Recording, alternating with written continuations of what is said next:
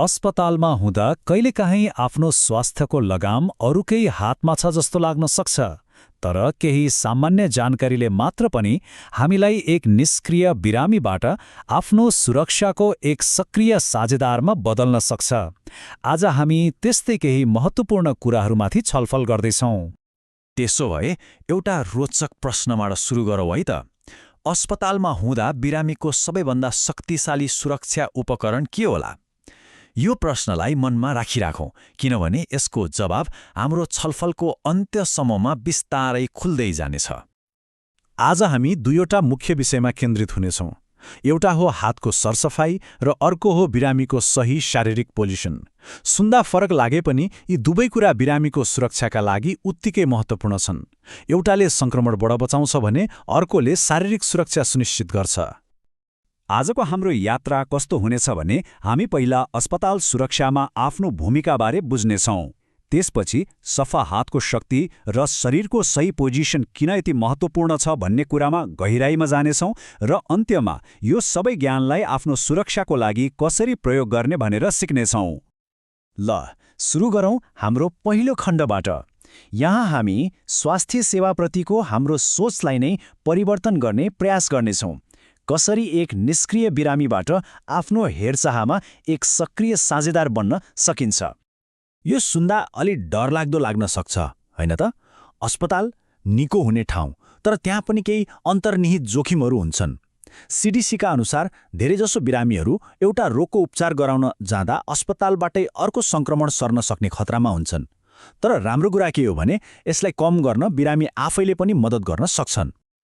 अब हाम्रो दोस्रो खण्डमा प्रवेश गरौँ, जुन सायद सबैभन्दा महत्त्वपूर्ण हो। अस्पतालमा सुरक्षाको लागि लिन सकिने सबैभन्दा सरल तर शक्तिशाली कदम भनेकै हातको सरसफाई हो। यो सङ्क्रमण विरुद्धको पहिलो र सबैभन्दा बलियो पर्खाल हो। सीडीसीले केही यस्ता समय तोकेको छ जब हात सफा गर्नु एकदमै जरुरी हुन्छ, जस्तै खाना खानुअघि वा शौचालय गएपछि त छँदैछ, तर विशेष गरी अस्पतालमा हुँदा आफ्नो अनुहार छुनुअघि र बेडको रेलिङ वा टिभीको रिमोट जस्ता सतहहरू छोएपछि हात सफा गर्न बिर्सनु हुँदैन। यस्ता साना लाग्ने बानीले सङ्क्रमण रोक्न ठूलो भूमिका खेल्छन्।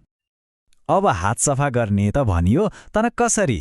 सेनिटाइजरले कि साबुन पानीले? यहाँनिर एउटा महत्त्वपूर्ण कुरा छ। सीडीसीको दिशानिर्देशन अनुसार अस्पताल जस्ता ठाउँमा यदि हातमा देखिने फोहोर छैन भने अल्कोहल आधारित सेनिटाइजरलाई प्राथमिकता दिइन्छ, किनभने यो घातक कीटाणु मार्न साबुनभन्दा पनि बढी प्रभावकारी मानिन्छ। तर यदि साबुन पानी नै प्रयोग गर्ने हो भने यसको पनि एउटा सही तरिका छ। हात भिजाएर साबुन लगाउने, त्यसपछि फिज निकालेर कम्तीमा 15 सेकेन्डसम्म हातको सबै भाग जस्तै औँलाको काप र नङमुनि राम्ररी माड्नुपर्छ।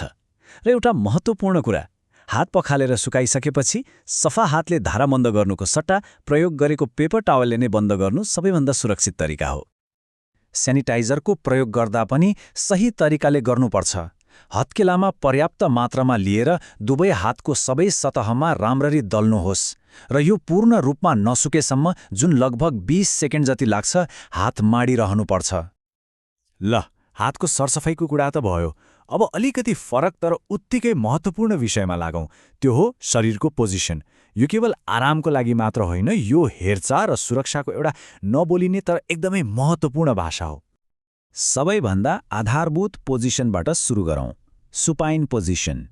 सजिलो भाषामा भन्दा यो भनेको ढाडको बलमा सिधा सुत्नु हो। धेरैजसो शल्यक्रियाहरू यही पोजिसनमा गरिन्छ। यो अरू पोजिसनहरू बुझ्नका लागि हाम्रो आधार हो।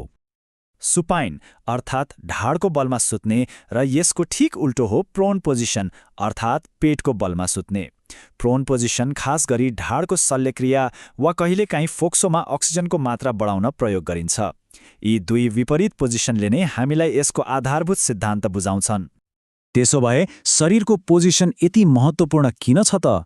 कुरा आरामको मात्र होइन। सही पोजिसनले स्नायुमा चोट लाग्नबाट बचाउँछ, शरीरका विभिन्न अङ्गहरूमा रगतको प्रवाहलाई सहज बनाउँछ र डाक्टरलाई शल्यक्रिया गर्न सजिलो बनाउँछ।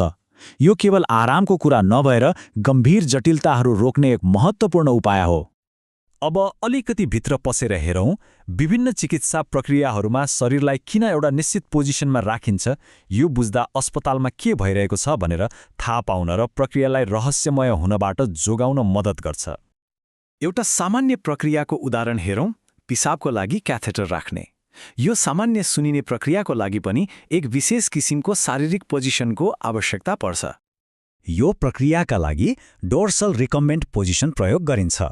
यसमा बिरामी ढाडको बलमा सुतेर दुवै घुँडा खुम्चाएको हुन्छ। डोर्सलको अर्थ ढाड हो र रिकम्बेन्टको अर्थ सुत्नु हो। यो पोजिसनले क्याथेटर राख्ने प्रक्रियालाई सजिलो र सुरक्षित बनाउँछ। अर्को एउटा प्रक्रिया हेरौँ, लम्बर पङ्क्चर, जसलाई सामान्यतया स्पाइनल ट्याप पनि भनिन्छ। यो प्रक्रियामा पनि सही पोजिसनले एकदमै ठूलो महत्त्व राख्छ। मेयो क्लिनिकका अनुसार यो प्रक्रियाका लागि बिरामीलाई कोल्टे परेर घुँडालाई छातीतिर तानी सी आकारमा सुताइन्छ। यो पोजिसनले मेरुदण्डका हड्डीहरू बीचको खाली ठाउँलाई फराकिलो बनाउँछ, जसले गर्दा सुई छिराउन सजिलो र सुरक्षित हुन्छ। यसबाट के स्पष्ट हुन्छ भने कसरी शरीरको पोजिसनले नै चिकित्साको लक्ष्य हासिल गर्न प्रत्यक्ष मद्दत गर्छ। अहिलेसम्म हामीले सामान्य अवस्थाहरूको कुरा गर्यौं, तर अब कुरा गरौँ आपतकालीन अवस्थाहरूको, जहाँ सही पोजिसनले जीवन र मरणको फरक पार्न सक्छ। यस्तो दबावपूर्ण अवस्थामा यो ज्ञान हुनु निकै महत्त्वपूर्ण हुन्छ। यहाँ 3वटा एकदमै गम्भीर अवस्थाहरू छन्। पहिलो, यदि हल्का सास फेर्न गाह्रो भयो भने फाउलर पोजिसन अर्थात् अलिकति उठेर बस्दा छाती फुल्न मद्दत पुग्छ। दोस्रो, बच्चा जन्मिने बेला गर्भनाल खसेमा घुँडा छाती पोजिसनले गर्भनालमाथिको दबाव हटाउँछ। र तेस्रो, रगतको कमीले हुने शकमा ट्रेन्डेलेनबर्ग पोजिसन अर्थात् टाउको तल पारेर सुत्दा मस्तिष्कमा रक्त प्रवाह बढ्छ। यी सबै जीवन बचाउने उपायहरू हुन्। ल, हामीले यति धेरै कुरा त गर्यौं, हात सफा गर्ने, सही पोजिसन, तर यो सबै जानकारीको के अर्थ यदि हामीले यसलाई व्यवहारमा उतार्न सकेनौं भने? अबको खण्ड त्यही बारे हो, आफ्नो सुरक्षाका लागि आफ्नो आवाज कसरी उठाउने। कहिलेकाहीँ के भन्ने भनेर सोच्न गाह्रो हुन्छ, तर हेर्नुस् त, सीडीसीले नै एउटा कति राम्रो र सरल तरिका दिएको छ। मलाई कीटाणु फैल्ने चिन्ता छ, उपचार सुरु गर्नु अघि फेरि एकपटक हात सफा गर्नुहुन्छ कि? यो वाक्यले कसैलाई आरोप लगाएको जस्तो पनि सुनिँदैन, तर आफ्नो कुरा स्पष्टसँग राख्छ। यो आफ्नो हेरचाहमा सक्रिय साझेदार बन्ने सबैभन्दा सिधा तरिका हो। त्यसो भए यो सबै छलफलपछि के कुरा स्पष्ट हुन्छ भने स्वास्थ्य सेवामा बिरामीको भूमिका केवल उपचार थाप्ने मात्र होइन। यो ज्ञानले हामीलाई आफ्नो स्वास्थ्य यात्रामा एक सूचित र सक्रिय सहभागी बनाउँछ।